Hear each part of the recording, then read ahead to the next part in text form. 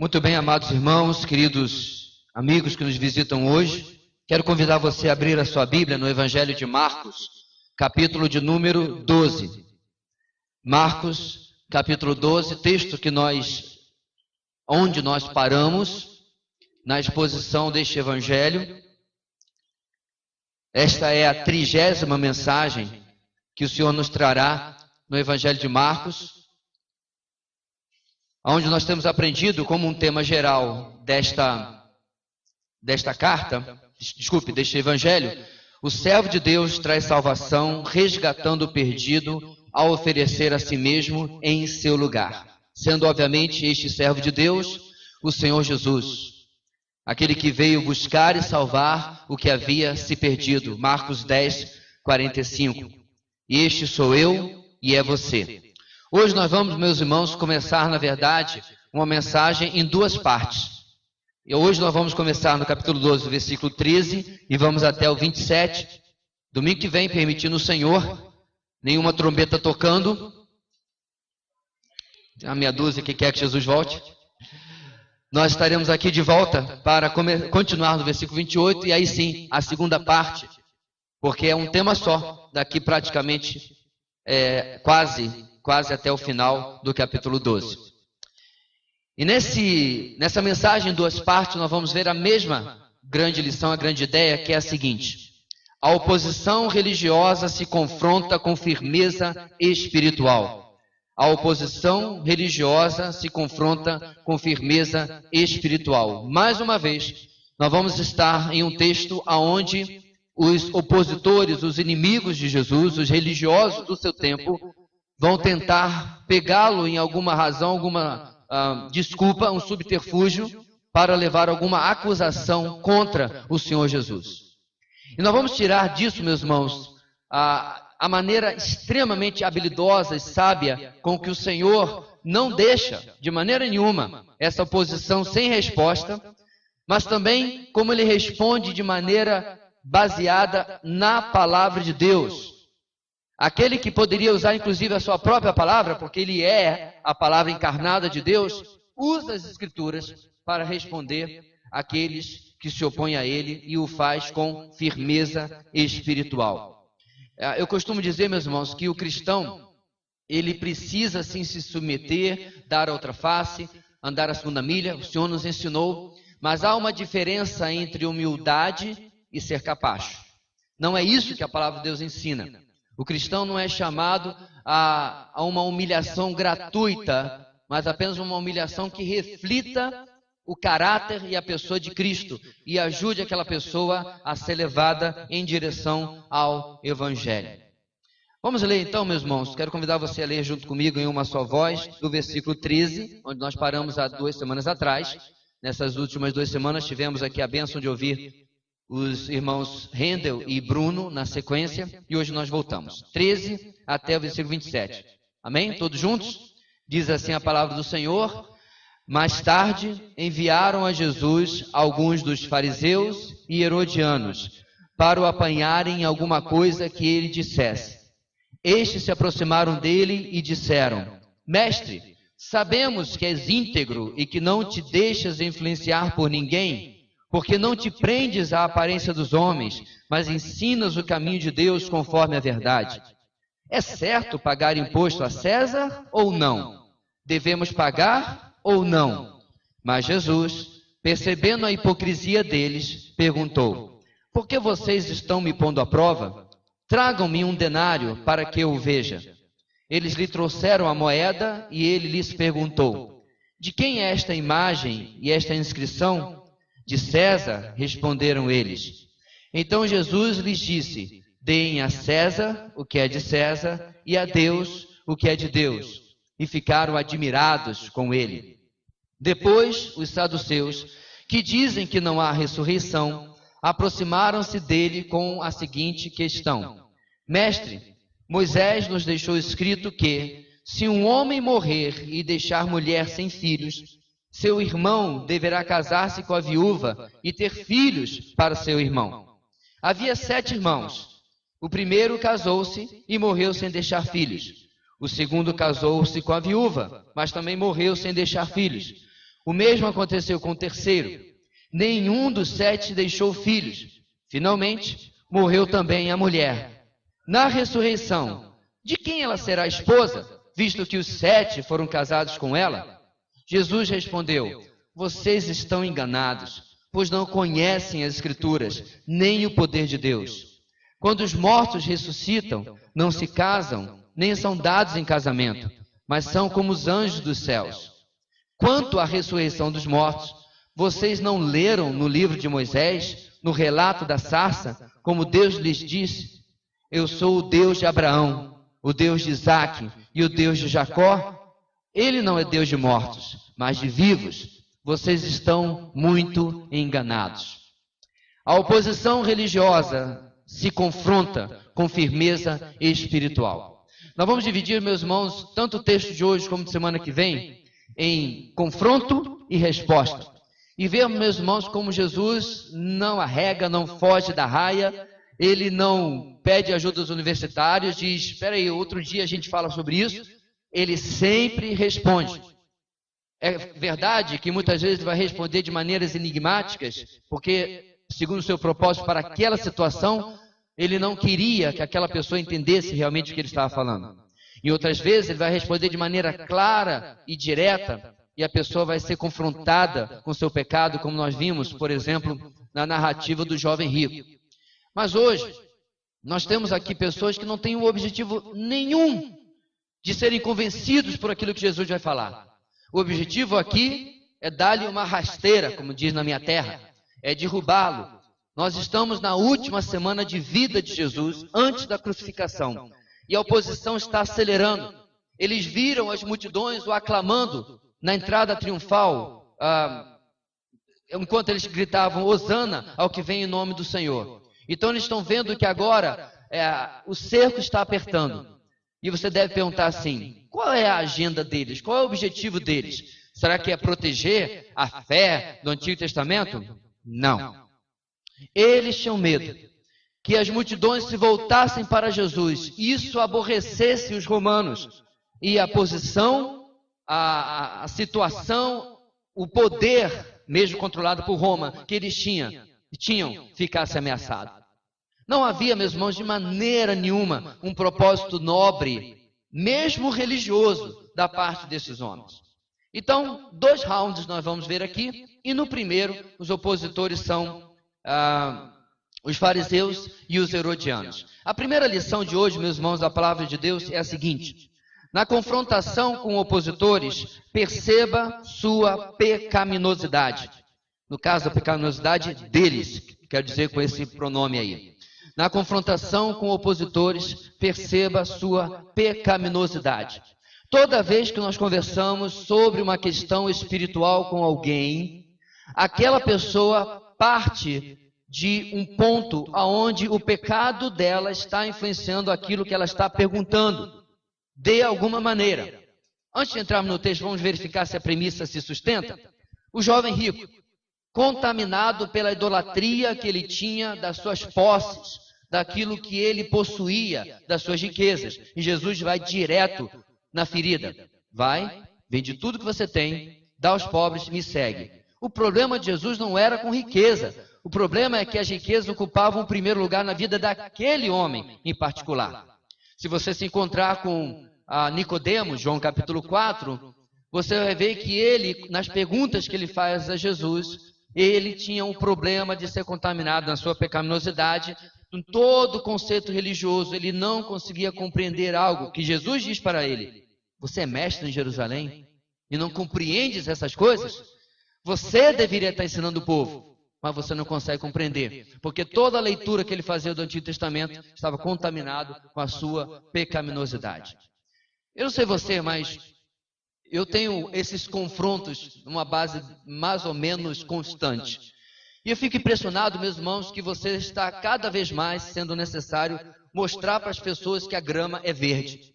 Você prova por A mais B que aquilo que eles estavam apostando à sua vida é uma falácia, é uma mentira, é algo que não se sustenta biblicamente. Mas entra por aqui e volta pelo mesmo lugar, nem penetra. Porque se penetrasse, pelo menos atravessaria os seus cérebros para poderem se comparar e pensar, será que isso é assim mesmo? Mas ele já vem de caso pensado, e aí é difícil, com esses opositores, nós podemos falar das verdades da palavra de Deus. Quem são esses fariseus e herodianos aqui? São grupos, meus irmãos, que não são amigos. Eles são, na verdade, opositores entre si. Os fariseus estavam zelosos pela lei e pelos comentários da lei, por tudo aquilo que ela trazia. Não viviam aquilo que zelavam, mas zelavam por aquilo que não viviam. Porém, do outro lado, você tem os herodianos. Quem eram eles? Eles eram o pessoal do carro comissionado. Eram aqueles que ficavam ali orbitando a corte de Herodes, que, como nós falamos algumas semanas atrás, nem judeu era. O rei dos judeus não era judeu. Ele era descendente de Esaú, ele era idumeu. E assim ele havia sido colocado porque agradava a Roma para governar a Judéia. E aí, com certeza, vinha os bajuladores, aqueles que ficavam com eles, e criaram o partido dos herodianos. Era mais ou menos como se fosse o partido do governo. E ali eles cuidavam dos interesses do rei Herodes, para que fossem atendidos. Ora, esses dois não se bicavam, mas eles tinham um inimigo em comum. Conhece o velho ditado? O inimigo do meu inimigo é meu amigo? Essa é a situação que nós temos aqui. E este é o segundo de 5 confrontos registrados em Marcos de Jesus com as autoridades religiosas, no caso aqui, os fariseus e os herodianos. E aí no versículo 14, meus irmãos, eles vêm com um disfarce que é um dos mais repulsivos que o ser humano pode utilizar, que é a bajulação hipócrita. Vamos olhar o versículo 14 de novo? Mestre, eles não consideravam Jesus mestre, eles não consideravam que o que Jesus tinha ensinado eles queriam aprender, mas o chamam assim, mestre, sabemos que és íntegro. E aí para trás alguém estava dizendo, só que não. E que não te deixes influenciar por ninguém, e alguém dava uma risadinha. Porque não te prendes à aparência dos homens, e assim por diante. E ensinas o caminho de Deus conforme a verdade. Eles chegam, meus irmãos, com lisonjas, com elogios à sua conduta. Eles chegam tentando agradar. Por quê? Eles sabiam, meus irmãos, que Jesus os conhecia. Mas havia pessoas ao redor. E eles queriam aparentar para essas pessoas que eles realmente admiravam a Jesus. A fama dele estava em alta. É surpreendente que na sexta-feira ele será traído, indiciado, julgado, condenado e crucificado. Porque a essa altura a fama dele estava nas estratosferas. Então eles tomavam cuidado de bajulá-lo, de chegar com uma linguagem agradável. Quantos de nós já não passamos pela mesma situação? Uma vez eu conversava, meus irmãos, há muitos anos atrás, na minha cidade, com uma pessoa.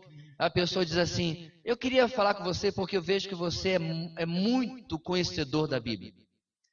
E eu olhei para ele e disse, pois não? E eu queria saber disso e daquilo, já que você é tão conhecedor da Bíblia. Ele repetiu essa expressão 5 vezes. O veneno da bajulação dava para quase ver sendo escorrido pelo canto da boca. E aí quando ele terminou de falar da maneira como ele quis falar, eu disse para ele, olha, para começar a conversa, eu não sou um grande conhecedor da Bíblia. Mas pela graça de Deus, o pouco que eu conheço, eu posso compartilhar com você. E isso que você está falando não procede. Não é assim que a palavra de Deus nos fala. É dessa e dessa e dessa maneira. E abri a Bíblia e mostrei para ele. E como eu disse para vocês, faz tempo que a gente tem que provar para as pessoas que a grama é verde. Ele não queria de maneira nenhuma ouvir a verdade. Ele queria apenas tentar me colocar numa situação difícil. E assim, tentar sair dali com uma vitória de alguém que conseguiu ganhar uma disputa, quem sabe, com aquilo que, segundo as palavras dele, era um grande conhecedor da Bíblia. E eu não o era. Apenas ele queria usar da mesma estratégia da lisonja. E com essa estratégia, meus irmãos, eles lançam uma pergunta no versículo 15, na parte A, que é uma pergunta capciosa, maldosa, maliciosa. Por quê? Porque se Jesus respondesse a essa pergunta sim, a multidão ficaria ressentida, porque ele pareceria como alguém que estava apoiando o Império Romano. Se ele respondesse essa pergunta não, Os seus inimigos o denunciariam às autoridades romanas por insurreição, por divulgar a dissensão em meio às massas. E qual é a pergunta? Devemos pagar imposto a César ou não? Por que essa pergunta é difícil, meus irmãos? Nós estamos em uma época em que o povo judeu está dominado pelo Império Romano. Isso começa logo depois que sucumbe ao Império Grego. E o Império Romano começa a se alastrar, e isso durou durante séculos. Eles tinham um governo, como nós dissemos, com Herodes, mas tudo era controlado por Roma. Tudo era limitado pelos romanos. Se você lembra bem, dentro de Jerusalém morava um camarada chamado Pôncio Pilatos. Então ele é aquele que vigiava para saber se tudo estava indo conforme Roma queria que fosse. Ou seja, meus irmãos, é uma pergunta difícil porque se ele respondesse não, ele estava em maus lençóis com os romanos. Se ele respondesse sim, ele estava em maus lençóis com as multidões, os judeus que o acompanhavam. Você se lembra que nós falamos aqui neste púlpito sobre qual era a opinião do povo sobre os publicanos? Quem eram os publicanos? Os cobradores de impostos. Eles eram odiados pelo povo, porque eles eram aqueles que colhiam os impostos, os denários das pessoas, entregavam os centuriões, que colocavam nas carruagens ou nos navios e levavam para Roma, para os cofres do império. Era com esse dinheiro colhido do povo judeu também, além de outros tantos povos, como o povo egípcio e todos os outros estavam debaixo do governo romano, que a expansão romana, que os exércitos romanos eram mantidos. E na Judéia, o que eles colhiam de retorno? Apenas a proteção do próprio Império Romano. Ou seja, essa pergunta trazia para eles a revelação de qual era o caráter real desses homens. Ou seja, como está em nosso enunciado, a pecaminosidade deles. Eles não queriam de maneira nenhuma elogiar Jesus, eles eram hipócritas em seus elogios, eles não queriam de maneira nenhuma ter uma resposta real de Jesus, eles queriam pegar Jesus em qualquer uma das respostas que ele pudesse dar. Meus irmãos, eu pensei muito sobre o tema desse primeiro ponto, porque nós somos enviados, meus amados, a um mundo ao qual nós somos chamados a amar. Mas perceba, queridos, que Jesus amava cada um desses seus opositores. Mas o amor de Jesus não é esse amor pós-moderno, hippie, esse amor em que você tem que apenas agradar e trazer flores. Era um amor que não poupava esses mesmos homens, vai ser o nosso segundo ponto, de ouvir a verdade que era revelada pelo coração deles. Então, quando você estiver falando de Jesus, quando você estiver falando da verdade do Evangelho, saiba, você está falando com pessoas que, à semelhança de como você era, agem movidos pela sua pecaminosidade. Eu quero que você, meu irmão, visite a sua própria história. Claro que isso é um pouco mais difícil se você nasceu no Evangelho. É um pouco mais difícil se você foi criado dentro da igreja. Mas aqueles que não foram, e tem vários aqui na igreja assim, que se converteram já adultos, quantas vezes você fez zombaria dos cristãos? Quantas vezes você contou piada dos cristãos? Quantas vezes quando alguém pregou o evangelho para você, você fez pouco disso? Esses são reflexos, meus irmãos, da minha e da sua pecaminosidade. Como que nós resistimos à verdade no passado, mesmo que ela estivesse sendo claramente diante de nós, e para esses homens, Jesus era a própria verdade. Quando nós estamos evangelizando, talvez nós tenhamos diante de nós uma pessoa que aparenta que está tudo bem na sua vida. Dinheiro no banco, carro novo na garagem, família bonita, corada e saudável, um bom emprego, filhos passaram um após o outro na universidade. Ou não. Independente se o quadro for bonito, cheiroso, formoso como esse, ou um quadro tétrico de desarranjo familiar, de tristeza, de uma maneira ou de outra, o quadro é o mesmo, de pecaminosidade. Nós não somos enviados, meus irmãos, para pregar a pessoas perfeitas.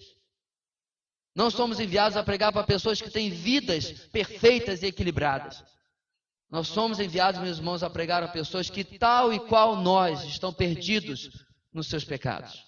É o que nos registra da palavra de Deus em Romanos capítulo 3, Efésios capítulo 2 e tantos outros textos. Esta é a condição, meus irmãos, que nivela todo ser humano. O missionário pode ser um missionário, por exemplo, para os financistas de Wall Street, nos Estados Unidos. E de uma hora para outra, Deus muda a vida daquele missionário e diz, olha, você já fez seu trabalho aqui em Wall Street, com esses financeiros aqui, financistas, e agora você vai trabalhar com os povos nas planícies da Mongólia. Outra cultura completamente diferente. Lá o dinheiro não importa tanto como lá em Wall Street. Mas lá, como cá, os seres humanos estão da mesma maneira que os fariseus e herodianos no texto aqui. Perdidos em seus pecados e necessitando, meus irmãos, de uma mensagem que possa confrontá-los. E é isso que Jesus vai trazer. Nosso segundo ponto essa noite, na resposta à oposição, use a verdade para expor a realidade espiritual. Na resposta à oposição, use a verdade para expor a realidade espiritual.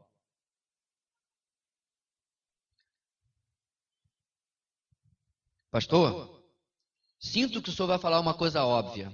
Pois é. Sabe por quê, meus irmãos? Certa feita eu estava em um lugar evangelizando, junto com um grupo de irmãos. E aí, de vez em quando, nós formávamos duplas, trios e acompanhávamos as pessoas. Ou quando víamos alguém, né, com aquela cara dizendo assim, dá um pulo aqui e me ajuda, que eu estou tanto quanto perdido. E aí nós nos juntávamos. E aí, chegando perto, uma irmãzinha querida, eu percebi no discurso dela, meus irmãos, que as respostas que ela dava à oposição daquela pessoa ao Evangelho eram respostas extremamente elaboradas, academicamente perfeitas. A lógica delas, em si mesmas, inquestionável. Só tinha um pequeno problema. A fonte delas era as ideias de autoajuda, da psicologia, da sociologia, mas não eram da palavra de Deus. Em determinado ponto, eu tentei interrompê-la e falar alguma coisa, mas ela estava animada. Ela estava passando toda a sua sabedoria que ela está aprendendo, com certeza, na faculdade, e mostrando como que havia uma maneira daquela pessoa ser mais feliz, mais realizada, mais vencedora. E depois que nós conversamos à parte, eu falei, sabe o que faltou, se você me permite, naquilo que você falou naquela nossa conversa ali? Faltou só o principal. Faltou a verdade do Evangelho. O que Jesus vai fazer para nós essa noite, meus irmãos, nesse segundo ponto, precisa ser um alerta de que o mundo não precisa de mais frases de autoajuda. O mundo não precisa de receitas prontas, 5 passos para a sua vitória. Ou 10 passos para você agora restaurar o seu casamento. Sim, talvez existam 10 passos que a pessoa possa utilizar e vai lá restaurar o seu casamento. Mas um casamento restaurado não compensa se os nomes daquelas pessoas continuam fora do livro da vida. E a única maneira, meus irmãos, desses nomes estarem no livro da vida é opondo-se, falando a verdade, que vai mostrar a realidade espiritual delas. Inclusive, como nós tratamos hoje no nosso EBD, falando sobre evangelismo. Então, o que acontece no nosso texto? Eles perguntam para Jesus, versículo 15 começou, devemos pagar ou não? E aí, na segunda parte, como está ali, parte B, mas Jesus, percebendo a hipocrisia deles, perguntou, por que vocês estão me pondo à prova? Sem subterfúgio, sem meias palavras, Jesus já deixa claro que está ciente da armadilha que eles planejaram para o colocar. Ele já deixa claro para seus opositores, eu entendi direitinho o que vocês estão fazendo. E aí o que ele faz? Diz o texto que ele pede um denário. O denário era uma moeda romana e era a única moeda que era aceita para se pagar o tributo a Roma. Você não podia usar nenhuma moeda local, precisava usar uma moeda que era o denário, que era uma moeda cunhada pelo Império Romano. E aí no versículo 16, trazendo a moeda, Jesus pergunta a quem pertence aquela imagem que tem na moeda e a inscrição que está ao redor da imagem. Não sei se você já teve curiosidade ou já viu em um livro de história, Já se acharam, inclusive modernamente, moedas daquela época, uma moeda como a nossa, redonda. No meio você tem o perfil, né, do imperador, do César da época, e uma inscrição ao redor. Então Jesus, como alguém que pede talvez um veredito, Jesus mostra a moeda para os seus questionadores e pergunta de quem é aquela inscrição e de quem aquela imagem. Então o denário possuía, meus irmãos, esse perfil, e no caso dos dias de Jesus, estava escrito lá o seguinte: Tibério César, o filho do divino Augusto. Então a resposta deles é óbvia: de quem essa imagem, de quem essa inscrição? De César. Naqueles dias, de Tibério César. E diante disso, meus irmãos, Jesus volta-se para a pergunta que eles haviam feito, mas não responde a pergunta. Vamos voltar lá? Qual é a pergunta que eles haviam feito? Devemos pagar tributo a César? A resposta de Jesus não foi sim, vocês devem pagar, ou não, vocês não devem pagar. Jesus usa outro verbo completamente diferente. A resposta de Jesus, tão famosa, versículo 17, deem a César o que é de César. Há muito debate, há muita discussão sobre aquilo que realmente significa isso. Mas eu opto, meus irmãos, pela explicação mais simples possível. Nisto, Jesus estava dizendo duas coisas. Primeiro, o imposto era direito de César, ou seja, do governo, uma vez que ele foi colocado ali para proteger a população e para servir a população. Pastor, mas eles eram um império usurpador, dominador. É verdade, meus irmãos, mas a política do Império Romano era de proteção das províncias que eles dominavam. Eles traziam a famosa, você deve ter lido isso no livro de história, Pax Romana, a paz romana. Você poderia, por exemplo, viajar pelas estradas, as estradas que eles abriram em segurança. Porque havia policiamento, por assim dizer, né, guardas subindo e descendo essas estradas, e os ladrões, saltadores tomavam cuidado, porque os romanos não brincavam. Se você fosse pego roubando em uma estrada romana, ou, aliás, em qualquer lugar, onde você acabava, alguém sabe? Na cruz. Como havia do lado de Jesus um ladrão do lado direito e do lado esquerdo. Então a Pax Romana era absurda e absoluta. Você não brincava com isso, porque se fosse pego roubando, já sabia o que iria acontecer com você. Então, em primeiro lugar, meus irmãos, há sim, biblicamente, o princípio onde o imposto tem o seu lugar correto. Eu sei que a sua mentalidade brasileira está tinintando aí, por causa da carga tributária que nós temos no Brasil. Veja bem, existe uma diferença entre o tributo ser justo e dele estar sendo aplicado de maneira justa. Essa é a diferença que nós vivemos no Brasil. Nós pagamos uma das maiores cargas tributárias do mundo e nós não temos de volta os serviços que nós deveríamos receber por essa carga tributária. Mas esse é o assunto para outro fórum. Mas Jesus está se ensinando que o tributo possui um lugar na vida do cidadão. Inclusive no Antigo Testamento já existia o tributo do templo e o tributo que era pago para que houvesse a ordem social. Mas existe uma segunda coisa que Jesus está ensinando aqui, e essa para mim é mais importante. Devolvam em lugar de reter. Vocês estão valorizando mais o material do que vocês deveriam. Quando eles perguntam, meus irmãos, sobre a questão do imposto, já começa a revelar que o coração deles estava extremamente apegado ao material. E nós vamos perceber isso, meus irmãos, no final do nosso texto do capítulo. Eu vou dar uma adiantada, spoiler alert, porque lá no final você vai ter a passagem em que você vai ter a viúva fazendo a sua pequena ofertinha. E aí naquele mesmo texto, os opositores de Jesus estão ofertando. E Jesus vai falar o quê? Essa viuvinha aqui, pobre, colocou na caixa mais do que os outros. E ela só colocou 2 moedinhas. Por quê, meus irmãos? Porque eles davam do que sobrava. Mas isso é coisa para daqui a 2 semanas.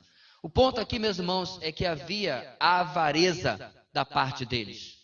Uma avareza que impedia que eles percebessem que, mesmo para o Império Romano, da parte deles, havia uma justiça no imposto que era pago, porque eles estavam recebendo algo de volta. Mas a resposta de Jesus não foi apenas deem a César o que é de César. Tem a segunda parte, né? E a segunda parte de Jesus é ainda mais contundente. E a Deus o que é de Deus. A moeda possuía a imagem de César. Ela, portanto, pertencia a César.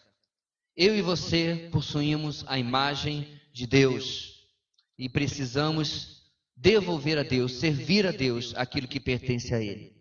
Precisamos, irmãos, dar de nós mesmos a esse Deus que todos os tributos do mundo não seriam suficientes para recompensá-lo.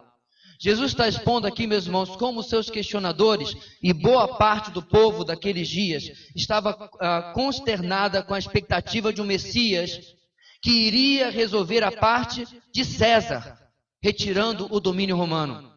E Jesus não era essa pessoa. Grande parte daqueles que estavam ouvindo esperavam sim o Messias, mas queriam o Messias, meus irmãos, que tirasse a imagem de César do dinheiro, que acabasse com o domínio romano.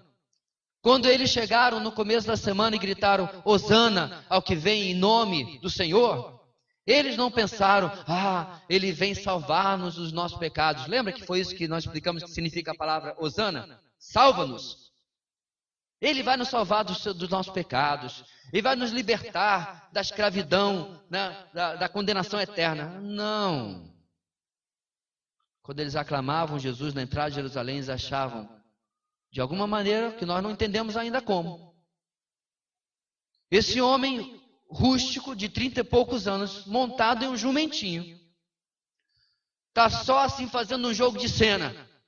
Porque daqui a pouco ele vai revelar quem ele realmente é. O grande Messias que nós esperamos, e vai botar os romanos para correr daqui, e vai restaurar Israel a toda a sua glória. Amém? Não amém. Porque Jesus não respondeu a essa expectativa. Jesus não veio para atender a essa expectativa. Ele não veio para ser aqueles que ia resolver a parte de César. Jesus era o tipo de Messias que iria exigir deles uma vida submissa e devotada ao verdadeiro Deus através do sacrifício que ele iria fazer. Há um confronto de ideias aqui, meus irmãos, em que eles estavam prestando atenção, os opositores de Jesus, na imagem que estava presa naquela moeda, mas não conseguiam perceber a imagem de Deus, o próprio Cristo, Deus encarnado que estava na frente deles, porque eles estavam cegos pela sua pecaminosidade. Aí eu pergunto, meus irmãos, será que nós, quando olhamos para a verdade da palavra de Deus, nós conseguimos enxergar a realidade espiritual das pessoas que conversam conosco? Porque Jesus fez assim. Ele chegou à realidade espiritual do jovem rico. Ele chegou à realidade espiritual da mulher samaritana, de Nicodemos. E eu quero dizer para você essa noite que o Senhor Jesus conhece exatamente a sua realidade espiritual. Talvez você tenha vindo aqui essa noite e só por ter vindo a um culto cristão, você acredita que de alguma maneira Deus está mais alegre com você. Sinto estourar sua bolha, não é assim que funciona. Talvez você está vindo aqui e você está pensando, eu estou fazendo alguma coisa boa, então Deus está mais satisfeito comigo. Sinto lhe dizer, mas não é assim que funciona.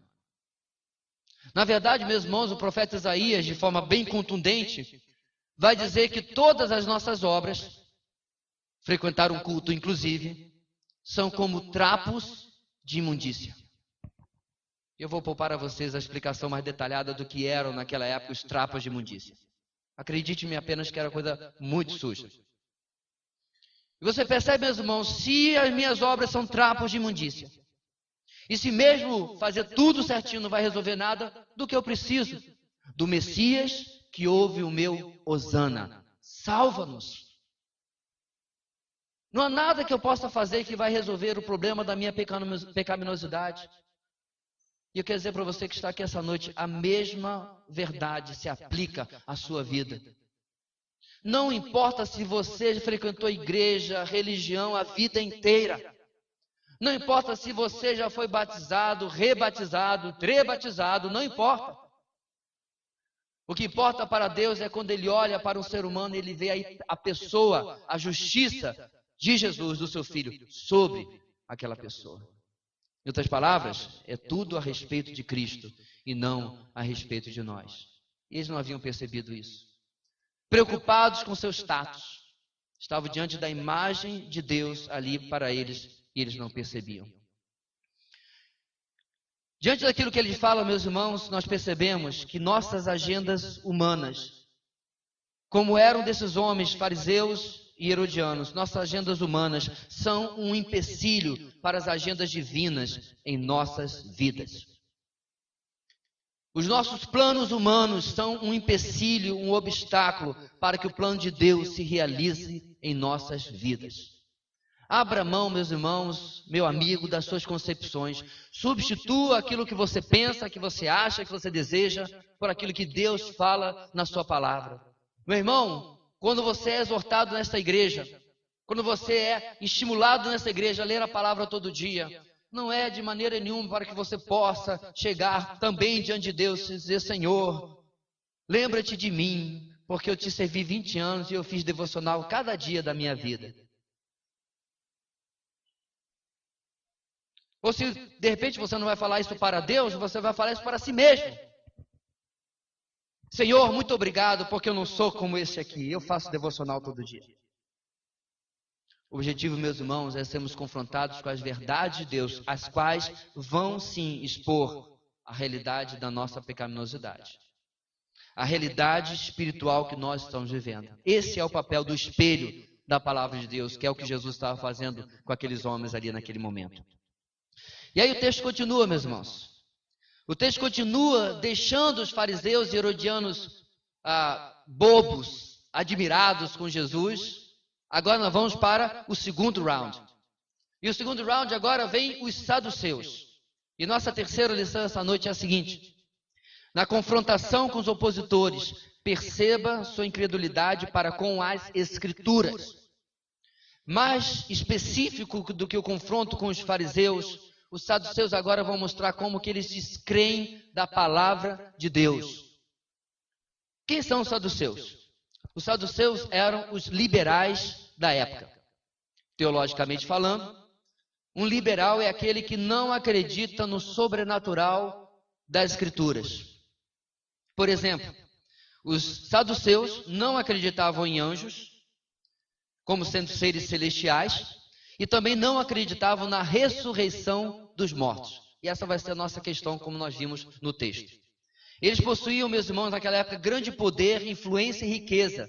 E Jesus era uma ameaça à posição deles perante os romanos. No versículo 19 em diante, eles propõem um desafio teológico para Jesus. Qual é o desafio teológico? Vamos resumir. Nesse caso, eles usavam a lei do levirato, que está descrita em Deuteronômio 25, dos 5 a 6. Você pode depois conferir. Na lei de Moisés. O que a lei do levirato ensinava, obrigava, exigia? O seguinte: eu tenho, hipoteticamente, 2 irmãos, homens. E aí eu caso e eu não tenho filho. Toda a propriedade precisa ser deixada para um herdeiro na lei judaica. E aí o meu segundo irmão era obrigado a casar com a minha viúva, né? Já morri, e gerar um filho. E esse primeiro filho que ele gerasse não levaria o nome dele, levaria o meu, para que ele pudesse herdar as minhas propriedades. Vamos supor que o meu segundo irmão casasse com a minha viúva, mas também não tivesse filho. O terceiro irmão teria que fazer isso. E a proposta que eles fizeram, meus irmãos, ou o desafio, era de 7 irmãos. Aliás, eu vou dizer, essa mulher é uma viúva negra, né? Mata todo mundo. Eu já estava tremendo. Se eu fosse o 7º, eu já estava tremendo quando chegasse lá pelo 4º. Todo mundo que casa com ela morre. É provável, meus irmãos, que esse desafio que eles fizeram aqui era um desafio comum que os incrédulos e liberais saduceus propunham para as pessoas. Ah, você acredita na ressurreição, né? Então deixa eu te perguntar uma coisa. E também fizeram para Jesus a mesma pergunta. E agora desejavam ridicularizar a Jesus, caso ele defendesse a ressurreição, ou colocá-lo contra os fariseus, caso ele a negasse. De novo, Jesus está na famosa sinuca de bico, né? Se vai para a esquerda, desagrada um lado, se vai para a direita, desagrada outro. A incredulidade, meus irmãos, para com as Escrituras são uma das maiores armas de Satanás para aprisionar as pessoas no pecado. Por quê? Porque se a pessoa não acredita na palavra de Deus, quando ela é confrontada pela palavra de Deus, ela arranja uma desculpa para aquela situação. É por isso que você vai em São Paulo e no Rio de Janeiro, até onde eu sei só nessas duas cidades, e você encontra uma igreja que, em troca ou por argumentar um amor, aceita o relacionamento homossexual. Veja bem, meus irmãos, nenhum cristão de verdade odeia absolutamente ninguém. Nem o pessoal do Estado Islâmico, muito menos o homossexual. Isso é lorota. Isso é a tática do espantalho, né? De fazer a coisa parecer feia para atacar uma ideia. O cristão verdadeiro ama todas as pessoas. Porém, a verdade da palavra de Deus é inegociável. Aqui é que eles inventaram, não crendo na verdade da palavra de Deus, e eu não vou aqui ficar lendo versículo após versículo, onde desde o Antigo Testamento até Apocalipse, o comportamento homossexual, além de outros comportamentos promíscuos, é condenado. O que eles falam? Não. O que a Bíblia quer dizer é que Deus condena apenas o comportamento homossexual promíscuo. Se a pessoa tem um relacionamento exclusivo com outros do mesmo sexo, Deus abençoa. Subterfúgio. Descrê da palavra de Deus e cria uma explicação que lhe agrada, que lhe satisfaz. A última moda, meus irmãos, é dizer o seguinte: eu creio em Jesus, mas eu não creio em Paulo. Aí a pessoa reduz a palavra de Deus aos 4 evangelhos. Inclusive um grande pregador do passado, que agora parece o velho do saco, né? Uma aparência destratada, fica na internet ensinando exatamente isso. Vou falar, Caio Fábio. Que aí você, quando vê o vídeo dele, não perca nem seu tempo assistindo. O que ele ensina exatamente? O importante é Jesus. Ele é a chave hermenêutica. Que expressão linda. Mal sabe ele, ou escolheu não saber, porque ele sabia quando eu era garoto, que foi o mesmo Jesus no caminho de Damasco que chamou Paulo e mandou que ele fosse pregar e que ele fosse escrever. Por que as pessoas fazem isso, meus irmãos? Porque quando confrontado com a realidade da palavra, eles não querem aquilo que a palavra lhes confronta. Eu não sei que você, meu amigo, essa noite, mas eu vou lhe dizer com todas as letras, se você começar a ler a palavra de Deus, não vai ser a mesma coisa que ler um livrinho de poesia de Carlos Drummond de Andrade, ou de Fernando Pessoa, ou de quem você quiser. Não vai ser agradável como ler Harry Potter, pelo na parte onde ele é herói, sei lá. Não é agradável como ler o seu autor preferido. A palavra de Deus, muitas vezes, meus irmãos, parece, como alguém já disse, uma perna manca na nossa nuca, que desestabiliza tudo aquilo que a gente achava sobre determinada coisa. Agora, o que eu acho interessante, meus irmãos, semana passada, conversando com uma mulher, com uma jovem, comentei hoje de manhã, ela disse para mim: eu creio em Deus, o que eu não creio é na Bíblia. E eu perguntei: mas aonde você aprendeu sobre Deus? Será que você levantou as mãos e sintonizou na frequência correta e recebeu conhecimento? Por que ela disse isso? A incredulidade para com as Escrituras são essa arma. As pessoas descreem da palavra de Deus, mas acreditam em horóscopos, em novas religiões feitas pelos homens, na ciência, na física, na astrofísica, no evolucionismo, na psicologia, na sociologia, qualquer alternativa que elimine Deus. Que Deus não possa lhe incomodar. Ou, por outro lado, como essa mulher, se não elimina Deus, criam, entre aspas, um Deus à sua imagem e à sua semelhança, que o agrade e que não o atrapalhe com aquilo que ele quer fazer com a sua vida. Meu querido, deixa eu dizer uma coisa para você. Você quer andar com Deus? Nós somos um país de 90 e blau de cristãos, não é verdade? Não sai no censo? Então talvez você esteja aqui essa noite e você diz: não, eu vim aqui porque disseram que aqui é legal. Então tá bom. Você quer andar com Deus? Deixa eu dizer uma coisa para você. As regras são as dele. O mapa, quem traça, quem determina, quem direciona é Ele. Esse era o grande problema das pessoas que se aproximavam de Jesus e quando chegavam muito perto diziam assim: epa, não é bem isso que eu quero. Eram pessoas que queriam Deus, mas como eu falei aqui, um Deus à sua imagem e à sua semelhança. Não há essa opção na palavra de Deus. Não tem essa opção B. Não tem Bíblia 2.0, reeditada para nos agradar. Vão haver coisas, meus irmãos e meu amigo, que você vai ler sobre Deus, que vão lhe colocar até escandalizado. Mas esse é o Deus da palavra. Só para terminar esse ponto, algumas semanas atrás eu conversava com alguém e a pessoa disse: eu creio em Jesus porque Jesus é amor. Falei: ah, é? Eu abri 5 passagens onde Jesus, pelo menos aos olhos de quem está lendo, não demonstrou amor nenhum. Por exemplo, que nós vimos algumas semanas atrás, onde ele pega um chicote e expulsa os vendilhões do templo. O texto onde ele repreende os fariseus: ai de vós, fariseus hipócritas. O texto onde ele elogia João Batista, o mesmo João Batista que havia pregado o que mesmo? Raça de víboras. Você não vai acreditar no que a pessoa me disse. Para mim, disse ela, abre aspas, para mim essas partes são partes que os homens adulteraram. É um Jesus feito à imagem e semelhança da pessoa. Ela não quer o Jesus da Bíblia. Porque nós não podemos esquecer, meus queridos, que o Cordeiro de Deus, o Cordeirinho de Deus, que tira o pecado do mundo, também é o feroz leão de Judá. Não são 2 Jesuses. O Deus do Antigo Testamento, meu irmão, que sim, mandou dizimar cidades inteiras, é o mesmo Deus que deu N chances ao seu povo de se arrepender e de voltar para Ele. Que Oséias busca o seu povo da casa de prostituição. O Deus que leva o seu povo para o cativeiro e o resgata de volta.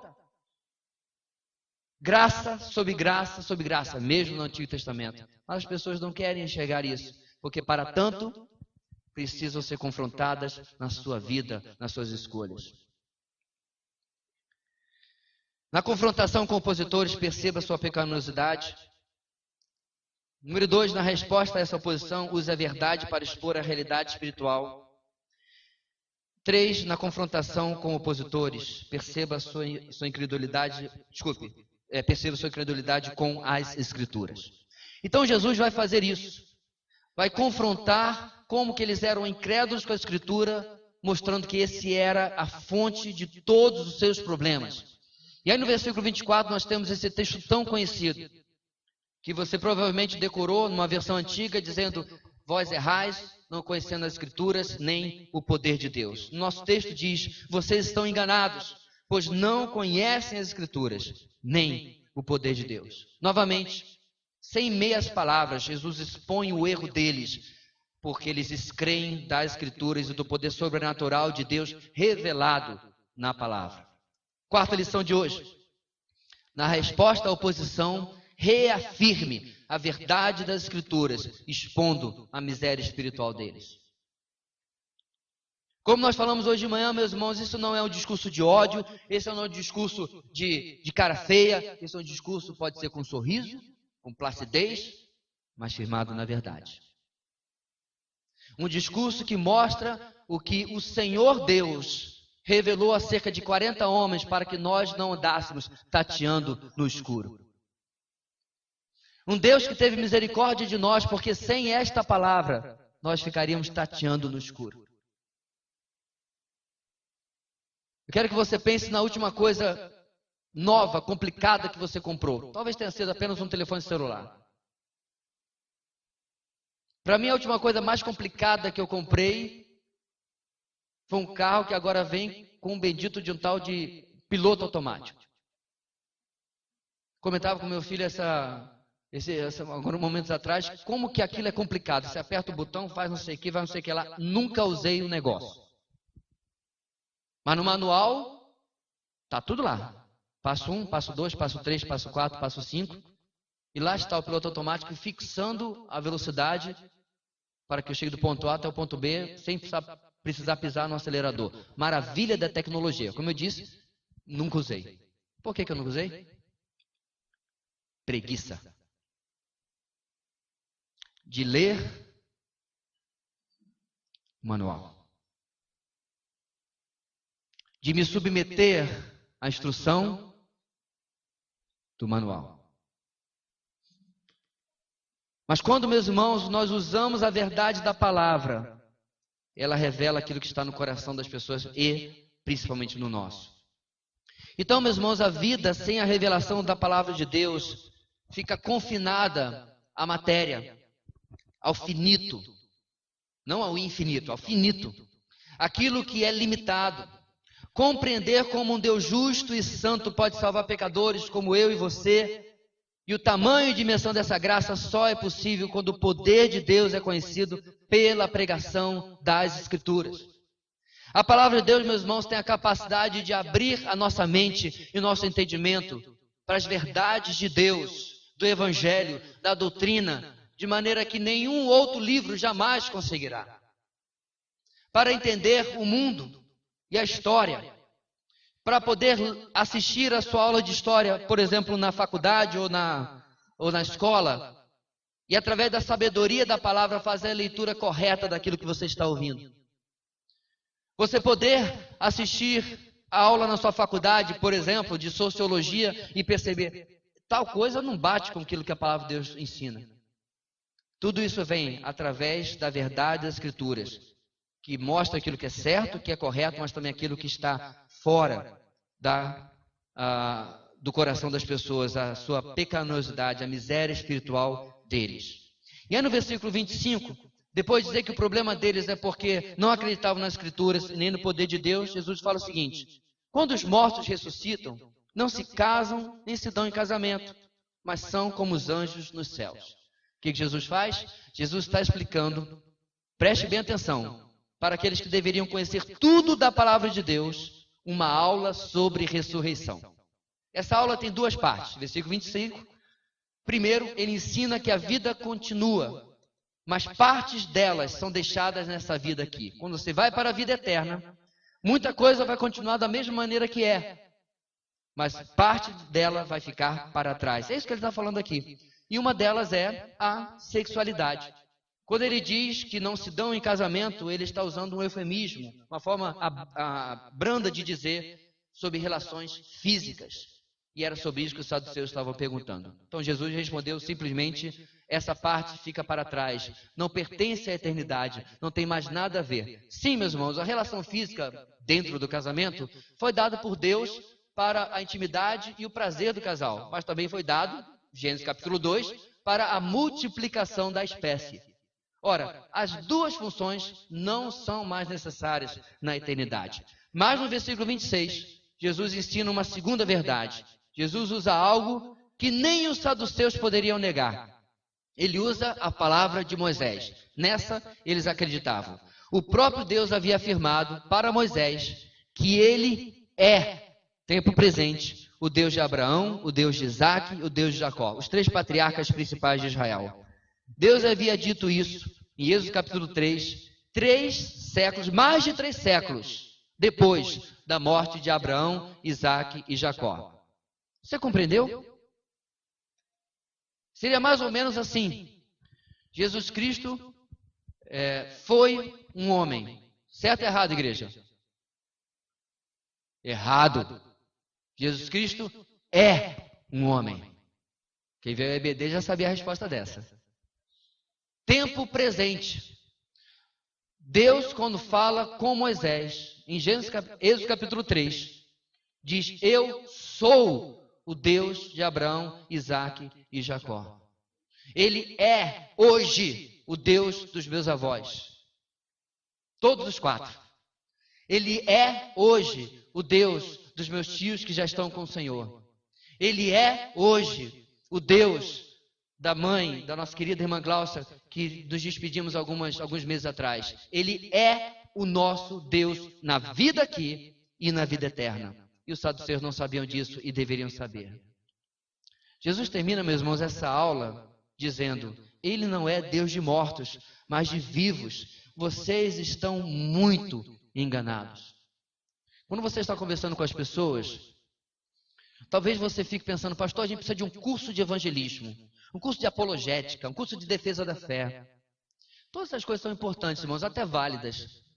Mas sabe o que nós precisamos realmente, irmãos? É falar para as pessoas a verdade das Escrituras. Certa feita eu conversava com um homem, e ele falava sobre qual era a sua dificuldade para seguir a Cristo, como eu havia falado para ele, pregando o Evangelho. E eu falei para ele: olha, a palavra de Deus fala exatamente dessa sua dificuldade. E ela chama isso de ganância, avareza. E talvez esse seja o ídolo na sua vida que você precisa abrir mão para poder andar com Deus e conhecer a Jesus. Você precisa dizer não a isso, como a palavra de Deus já lhe ordena, para você poder conhecer a Deus. Queridos, todos nós aqui temos algo na nossa vida que precisamos dizer não e abandonar. Diante da verdade da palavra de Deus, diante do confronto da palavra de Deus, dizer: isso está errado na minha vida. No caso dos dos saduceus, era a descrença dele nas Escrituras, na palavra de Deus. E talvez você esteja pensando assim: que povo duro, que povo incrédulo. Eu quero pedir que você relembre cada leitura bíblica que você fez esta semana. Cada devocional. Talvez essa semana você teve tempo, você assistiu várias mensagens. Eu quero perguntar a você: você se submeteu alegremente a cada palavra das Escrituras que você ouviu durante apenas esta semana? Perceba, meus irmãos, mesmo nós que dizemos que cremos de Gênesis 1 até o final de Apocalipse em cada palavra desse livro, temos grande dificuldade quando ela revela a miséria espiritual na nossa vida. Para os saduceus era algo absurdo, como descrer da ressurreição, onde já se viu. Mas para mim e para você, pode ser algo diferente. Pode ser algo que eu teimo em me agarrar, em segurar. E isso tem sim atrapalhado o agir de Deus plenamente na minha vida. Por quê? Porque o Senhor deseja de nós plena submissão a Ele naquilo que Ele fala na sua palavra. Por isso que precisamos estudar, aprender mais. Porque esses homens leram a palavra, mas caíram num erro terrível, conforme o Senhor Jesus está dizendo aqui. Por que esse erro é terrível, meus irmãos? Porque agora eles estavam diante da eternidade, sem a possibilidade de um resgate na ressurreição dos mortos. Eles estavam, meus irmãos, num viver miserável. 1 Coríntios 15, 19 e 22 diz o seguinte: se é somente para esta vida que temos esperança em Cristo, somos de todos os homens os mais dignos de compaixão. Mas, de fato, Cristo ressuscitou dentre os mortos, sendo Ele as primícias dentre aqueles que dormiram. Visto que a morte veio por meio de um homem, de um só homem, também a ressurreição dos mortos veio por meio de um só homem. Pois da mesma forma como em Adão todos morreram, em Cristo todos serão vivificados. Essa é a verdade, meus irmãos, que para sobre a nossa vida. E como eu disse, talvez isso não seja dificuldade para você.